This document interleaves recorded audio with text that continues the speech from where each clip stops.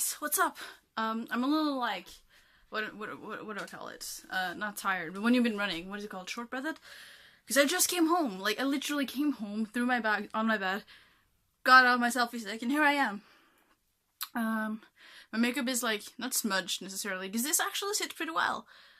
Which is good. Because, yeah, but it's a little smudge under the eyes, but that's because I didn't apply it properly. But yes, I'm kind of sweaty, it's warm outside, I'm wearing a black sweater and like dark brown pants. The pants are not thick though, so that's the one good thing. But it's honestly so warm outside, and I was about to die. Because when I got up this morning, basically, when I get up in the morning, I look at my window, like, there's my bed, it's really messy in here by the way. There's my bed, that's the window. I always have the blinds closed on that one. And then this one is open, when it's school time, so that I will get natural light in. So I look out the window and it's like, it was really grey, so I was like, cool. Didn't really care.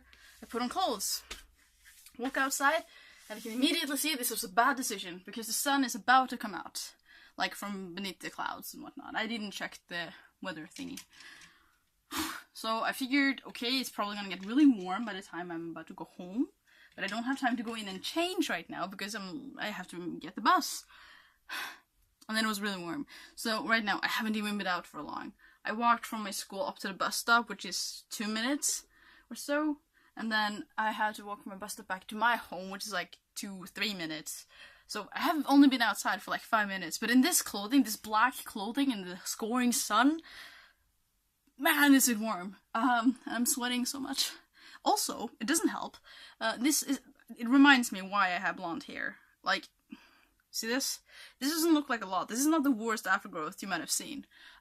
Even though it's actually pretty bad. I should take it. I'm not 100% sure if I have enough bleach. Also, I don't really want to. But here's the thing. One of the reasons why I started bleaching my hair was, of course, because I wanted alternative hair colors. But one of the reasons why I kept bleaching it, like, even when I was like, I don't really feel this anymore. One of the reasons why I don't go dark in the wintertime. Well, actually, yeah. No, okay, listen. It's really warm. When you have blonde hair, you don't notice that as much.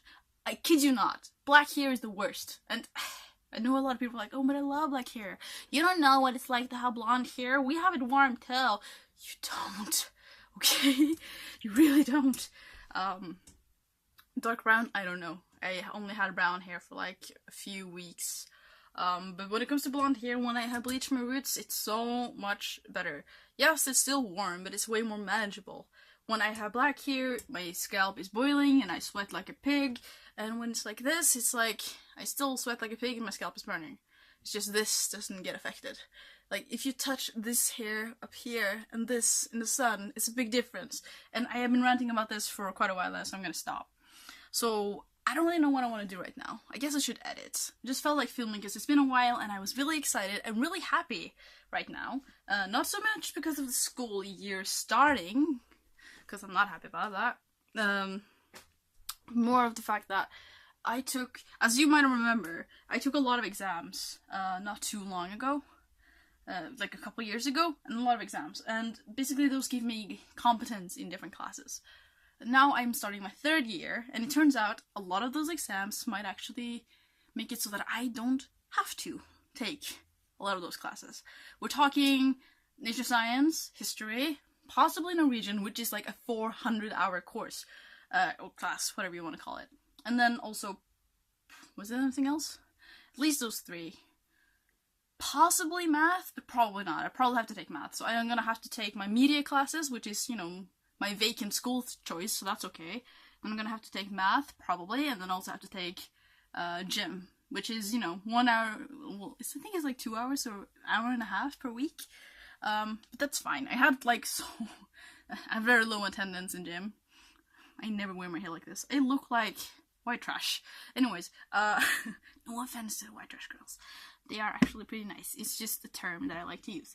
But yeah, I have pretty low attendance at gym because, well, it's gym. And also, it's the start of the day, and we don't have our gym at our school. Our gym is like 10-15 minutes walk away. And I might be exaggerating, but that's what it feels like. In the winter, when it's you know, snowy and cold and icy and you're wet and it's just awful and you don't want to go there. So you just wait until after gym and then you just show up at school instead.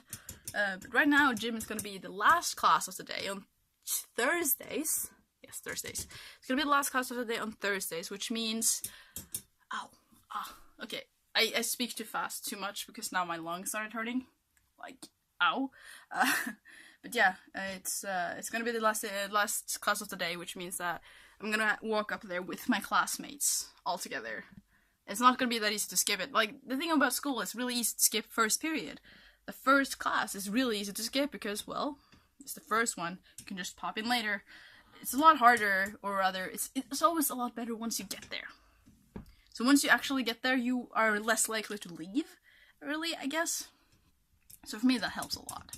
So what am I gonna do now? I'm gonna change into something. I'm just thinking, am I going out or am I going to stay in? I could go to my boyfriend's work and just bother him for a little while, cause he works not far from my home. But I don't know. I feel like going outside and be a little social, or talk with people, or just anything. I don't know. I'm really giddy and excited because if everything works out, then I only have to take 2 of the normal like class things, and then the rest is just media. And media is such a class where we get to choose all the stuff ourselves this year. I don't know, it's gonna be a good year if I can get out of all these classes, because then that also really lowers my chance of having too high attendance and not getting a grade, because we started with that. Oy. So now you know, those are a few things that I wanted to mention. Great. What else is up with my life? I am still thinking about editing. I should do that. Should be better at publishing videos. I honestly think that it's been a thing that I've heard a lot lately, like people have said a lot lately, and that is that quantity wins over quality on YouTube. And I guess that's right. It's just, I don't know. I agree. Like, I'm not saying lots of trash should get you where you want to go. I'm saying you don't have to be a perfectionist for people to like it. I would rather have a lot of okay, good things rather than just, I don't know. It's a hard thing to say. I love quality. Production quality is important. Honestly. I feel like a lot of people are like, you can just make videos on a webcam and people will watch it as long as you're entertaining. That doesn't really apply to me, because if you have horrible sound then a horrible video that I don't want to watch, if you don't have editing skills that I just don't want to watch. It's not to be mean, it's just, it's too long, it's too boring, too dragged out. I don't like it. So production quality is important to me. With that said, having something to watch often without having to sub to like 1 million people is a good thing. Like, it makes me want to watch someone's channel more a lot of the time. It's just because, I don't know, I like consistency. I like having new stuff often, which is why I should get better at it. So I'm thinking of ways to make the editing process easier for me. A big part of it is actually just organizing it and having it available. I've started to put like the actual like files, you know, the video file and the audio file in a Dropbox folder, so I have access to it on both my computers, and it actually makes a difference. It really does. Because then I don't have to like, oh, I started editing the thing on that computer, like my PC, now I have to wait until I get my PC back before I can continue editing. No, I can actually sit here at the airport or whatever and edit on my Mac. So that's the thing. I'm thinking about videos I want to make too. I want to make a lot more show and tell. I've always said that, and I have a hard time appreciating the little things. I have a hard time being like, this little thing, I love this, I want to share this with you. But I do that with a lot of people in my life, so I don't know why I have such a hard time making videos out of them. But I think I'm just gonna continue and try to gear it up. Now that I'm back at school, I'm gonna get a more, well, rounded routine to my life. I'm gonna have a lot of time. If I get out of these classes that I already have an exam in, then I'm gonna have a lot of time that I can spend working on other things. And I think that's absolutely great. And I need to learn to be more enunciating when I talk, because I can notice myself slurring. I can notice myself straining my mouth because I don't open it enough when I talk. Just FYI, if you ever had a problem with like mumbling and whatnot, opening your mouth, like actually moving it more, actually helps. It really helps. Like, it's not even a joke. A lot of people who talk like slurry, they just talk like this and they hardly move their mouth. And yes, you can talk like that, but the moment you really start, oh, that's awkward actually. That sounds like a really bad American accent. But the moment you really start to open your mouth and properly announce like do the mouth movements, it helps. Like, it might sound a little like awkward in the beginning, but it's something that I've occasionally tried to remind myself of while filming, and I'm not very good at it. How long have I been filming? 10 minutes! Oh wow, time flies by. I wish I could talk more. Maybe I'll make a video diary. That's something. I can talk for a long time during a video diary. I don't really have a limit to that. And also, in video diaries, I talk about one specific subject, not all of them at once. But this, what am I gonna call this video? Probably my first day at school, or something. And I want to talk about exams again. I am very good at taking exams. And there's an advice that I would like to give Norwegian students, really. But then, I should probably make a Norwegian video. I don't know. But honestly, I feel like the best advice I could give to people who live in countries where you can take an exam for a class without having to take the class, basically, like, in Norway it works like this. And yes, this is gonna be a slightly longer video, but I just want to share this so I don't forget. Let's say you go to the step before high school, what's it called, elementary school or whatever, or junior high. We don't call it that. We have it, like, it's literally translated to youth school.